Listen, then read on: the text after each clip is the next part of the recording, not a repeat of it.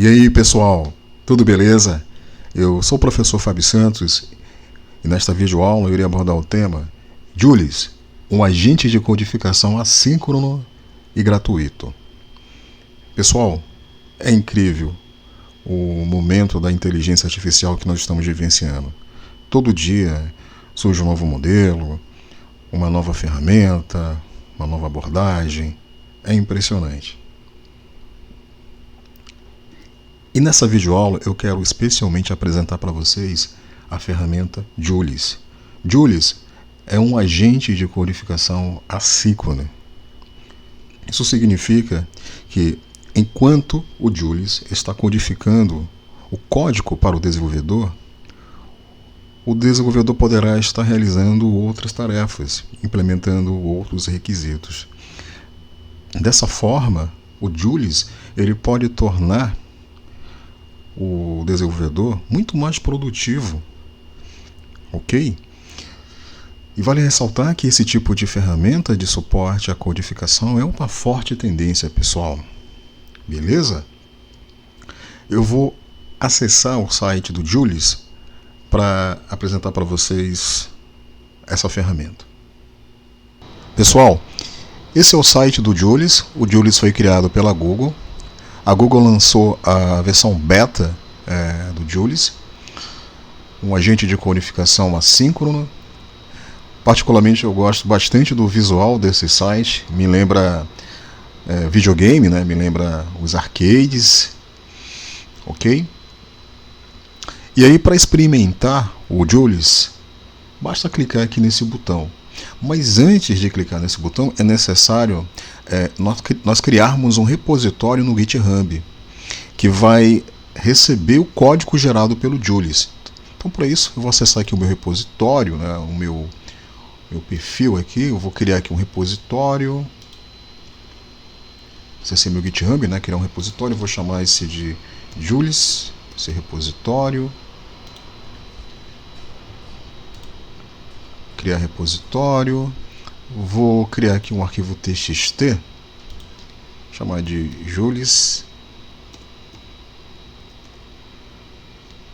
julius.txt, certo? Julius test, beleza? Vou criar esse arquivo. Pronto, o arquivo foi criado. Agora vamos voltar para o Julius e vamos clicar aqui no botão para experimentar, né, o Julius. Fazer o login, vou usar aqui minha conta do Google.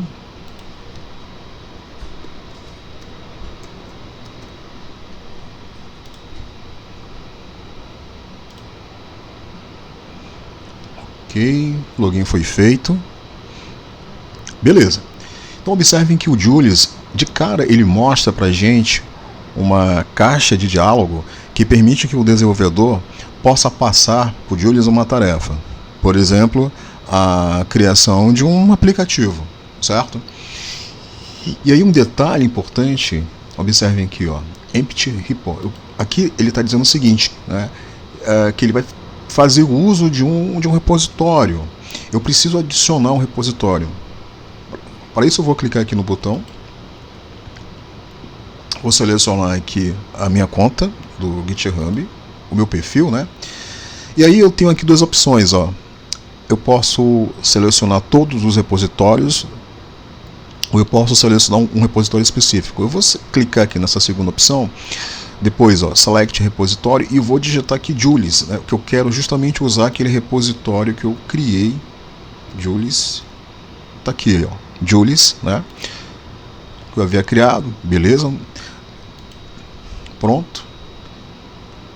A autenticação foi realizada com sucesso. Beleza? Eu vou usar aqui o main mesmo, né? Ok? Repositório Julius. E agora eu vou passar uma tarefa para o Julius. Vamos lá? Crie um LBAP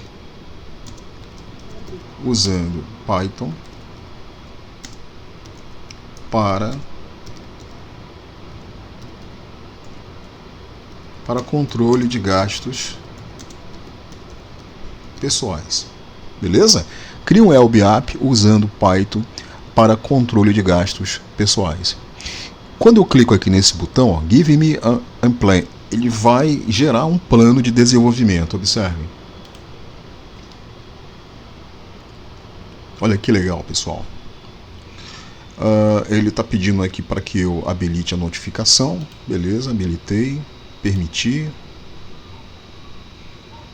E nesse momento ele começa a raciocinar para elaborar um plano de desenvolvimento que ele vai apresentar para o desenvolvedor, informando quais são as tarefas, os passos que ele deverá executar, que fazem parte desse plano de desenvolvimento.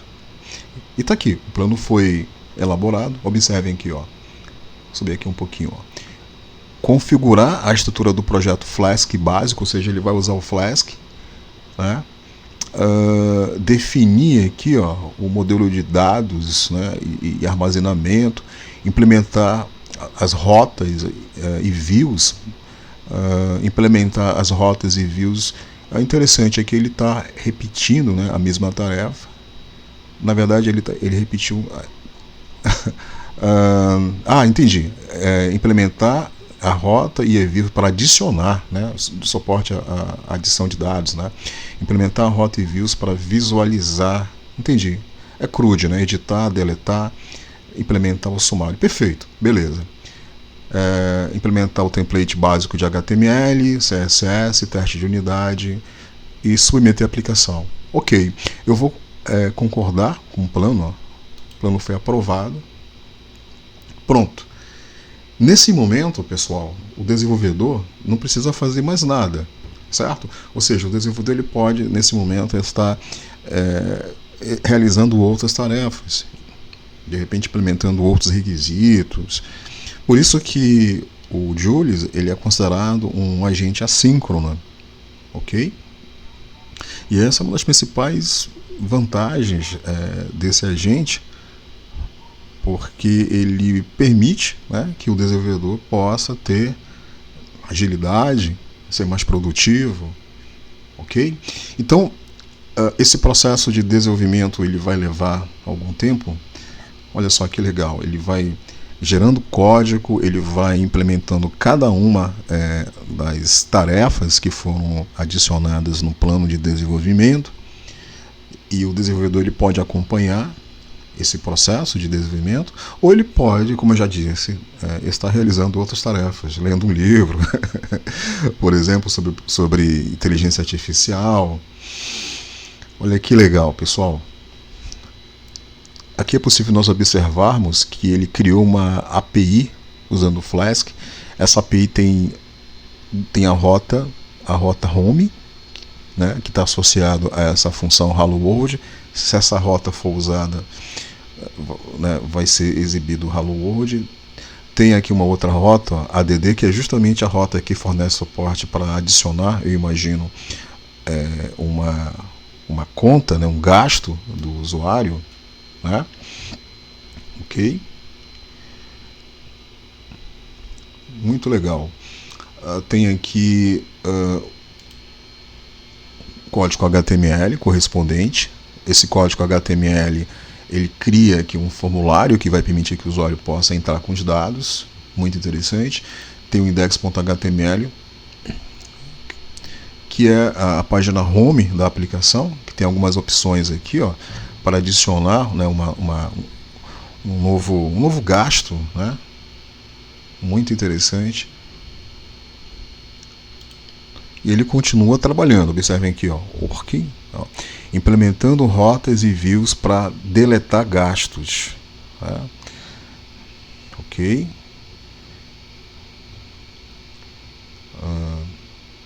Aqui, ó, adicionar gastos, né? Editar gastos, index.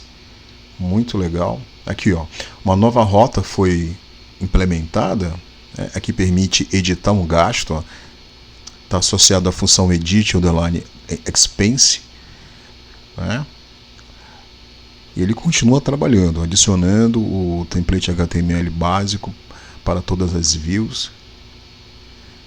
Legal, né? ele gera, né, o código HTML correspondente. Ó, editar gasto, o index, ele deve ter atualizado o index. Ainda não. Sumário. Bom, continua trabalhando.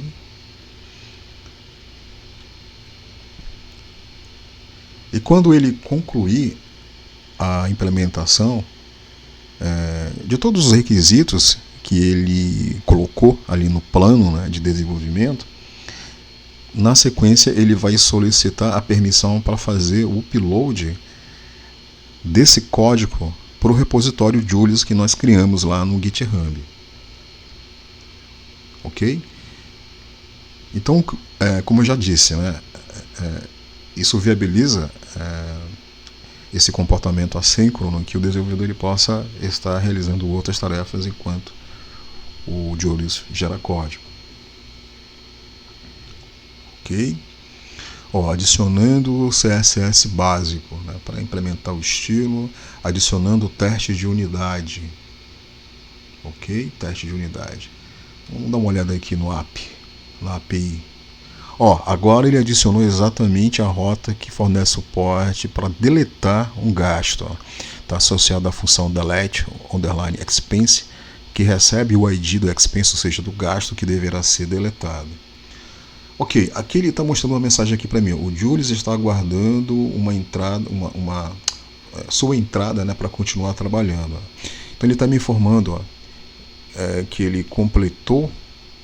Eu tenho completado filtros call, ou seja, implementações, requisitos, né, básicos, né, e o estilo, ok.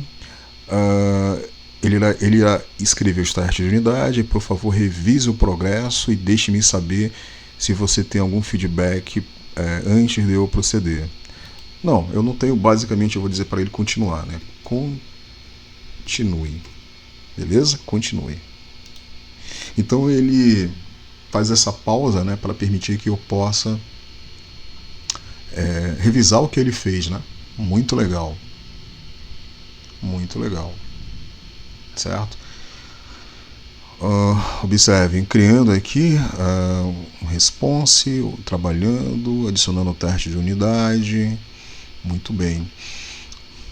O que é interessante é que ele já mostrou para mim aqui o botão para eu. Se eu clico aqui nesse botão, ele vai publicar, né? Deixa eu dar um like aqui. Ele está pedindo aqui um feedback. Não, eu não tenho nenhum feedback. Beleza. Ele continua trabalhando, adicionando o teste de unidade. Muito bom. Certo? Se eu clicar aqui no Publish Brain, como eu já disse, ele vai enviar lá para o repositório, né? Ok. Pronto para revisão. Beleza, pronto para revisão. Aqui ele traz uma espécie de resumo, né? Um resumo das features que foram implementados. Observem aqui, né? Ou seja, os requisitos que foram implementados. Então a estrutura básica do projeto, do aplicativo foi implementado, que inclui template, que inclui folds estáticos, o CRUD foi implementado, beleza? Ok, eu vou dar um like e vou clicar para ele publicar. Ou seja, fazer o upload desse projeto lá para o GitHub. Isso é sensacional, pessoal. É incrível, certo? Vou clicar aqui, View Branch, para que eu possa visualizar. E tá aqui. Olha que legal, pessoal. Nós temos aqui, o app, que contém a implementação da API, ou melhor dizendo, do próprio aplicativo, né? Tem aqui os templates, tem aqui o CSS, perfeito, muito bom, muito bom. Vou retornar para ele e aí eu vou pedir para ele uma orientação. Vou pedir para que ele, na verdade, crie um README com um guia, né, passo a passo de como testar essa aplicação, ok? Criar um read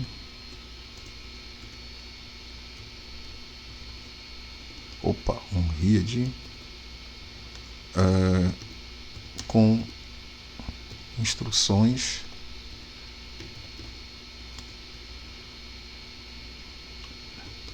de como testar o app. Beleza?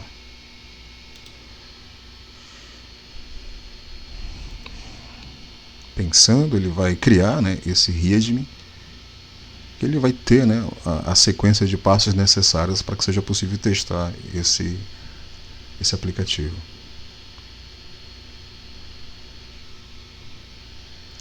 Muito bom. Deixa eu voltar lá para o repositório. Ele não chegou a gerar o requirements que contém as dependências, né, que devem ser instaladas. Eu vou solicitar para que ele faça isso também. Ela está pensando.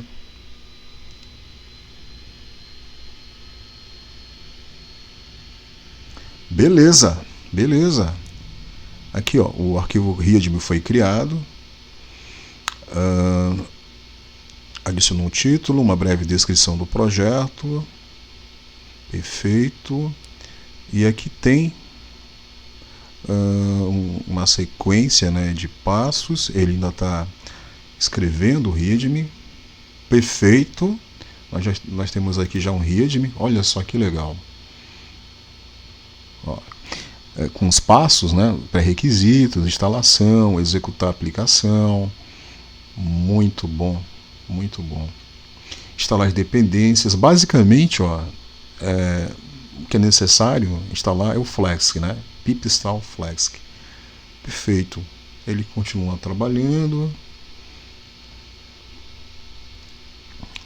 Ele está criando aqui, ó, um teste, né? Teste app, um arquivo de teste. Escrever testes de unidades usando Python. Beleza. Teste de unidade para testar cada rota, né, da API, da aplicação. Ok? Então vamos fazer o seguinte. Vamos testar, né, essa aplicação. Beleza? Então para isso a gente vai seguir esse readme aqui, né, esse conjunto de passos. Vamos lá. Pré-requisito, eu tenho um Python instalado. Segundo passo, fazer, ó, observem aqui, ó, a clonagem do repositório. Eu vou clonar o repositório, beleza? Vou instalar o Flask. Um detalhe, ele não colocou aqui para criar um ambiente virtual, né? Eu vou criar um ambiente virtual e eu vou instalar o Flask, beleza? E depois executar o aplicativo e acessar o aplicativo através dessa URL aqui, né? Ele atualizou o readme, ó. Observem aqui, ó, update readme. Ele atualizou o readme, provavelmente aqui, ó, how to use, né? Ele atualizou informando como realizar os testes, né? Como usar. Aqui tem cada rota. Ele está, observem aqui, ó, submetendo as mudanças. Show. Ele trouxe um resumo aqui do readme, né? E eu posso fazer agora um commit. Vou clicar aqui para que esse readme seja enviado lá para o repositório, né? Beleza? Se eu clicar aqui view branch, tá aqui o readme. Beleza. Ok, pessoal. Então vamos fazer o seguinte. Eu irei agora testar a aplicação. Vou usar o Cursor IDE. Pessoal, para nós testarmos a aplicação, o primeiro passo consiste em nós clonarmos o repositório. Vale ressaltar que o Julius, ele cria um branch. Observem aqui, ó, 2 branches. Então ele cria um branch que ele utiliza para armazenar o código da aplicação. Beleza? O branch default é exatamente um main. Então é necessário nós configurarmos para que o branch default seja o que contém o código da aplicação. Beleza? Então para isso a gente vai fazer o seguinte, ó, vamos ver aqui em Settings, ó, Default Branch, vamos trocar do main para o branch que contém o código da aplicação. Update, beleza. Agora sim, a alteração foi feita. Eu vou abrir aqui o cursor, ok, eu vou abrir aqui uma pasta, a pasta Fábio mesmo, selecionar a pasta, selecionei, beleza, e eu vou agora clonar, né? Para isso eu vou abrir aqui um terminal,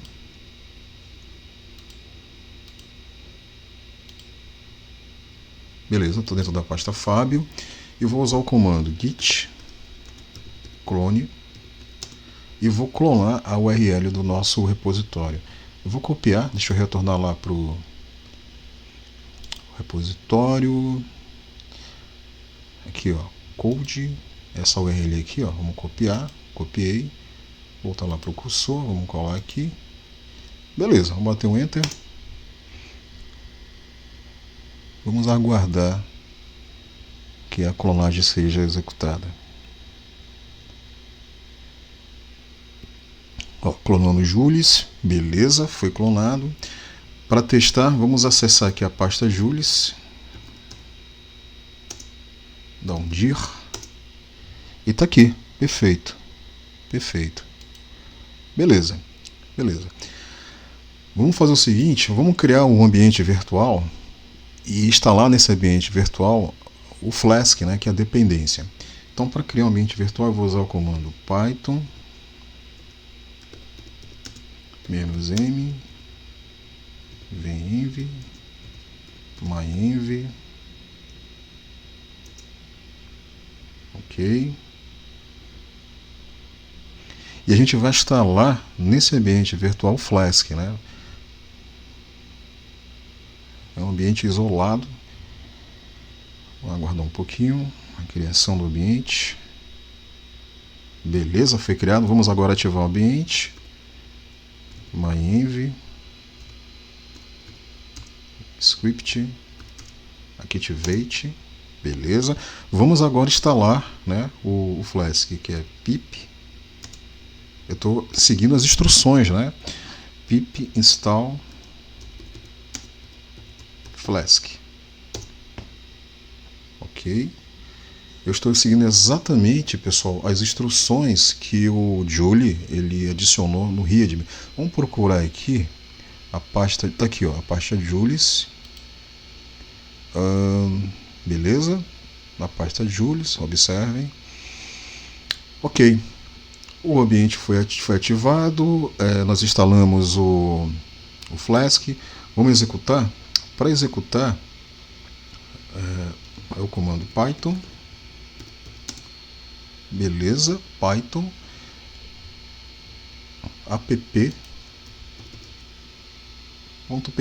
vamos lá, bater um enter, beleza. Vamos agora acessar essa URL aqui, e está aqui a nossa aplicação. Legal, né? Observem aqui, ó, muito legal. Expense Track, rastreador de despesas, muito legal. Então eu posso adicionar aqui uma despesa, um gasto, add expense, e olha só que legal, pessoal. Descrição, sei lá, internet.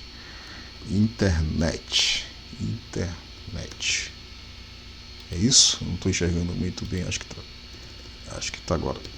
Internet, perfeito. Quantidade, sei lá, vamos colocar aqui 500. Categoria, comunicação, data 01/6/2025. Será que está funcionando? Add expense. E olha aí, pessoal, foi adicionado. Muito massa, né, não? E eu posso editar, posso deletar. Tem aqui o sumário, ó. Muito legal, o aplicativo está funcionando, pessoal. Muito show, né? Beleza? Então era isso que eu tinha para mostrar para vocês, pessoal. É impressionante o que essas ferramentas são capazes de fazer e, consequentemente, agilizam o dia a dia de um desenvolvedor. Não é verdade? Bom, é isso. Se vocês gostaram desse vídeo, eu peço a gentileza a vocês que dêem um like aí, só para ajudar a gente continuar compartilhando aí o conhecimento com vocês e essas novidades. Um forte abraço.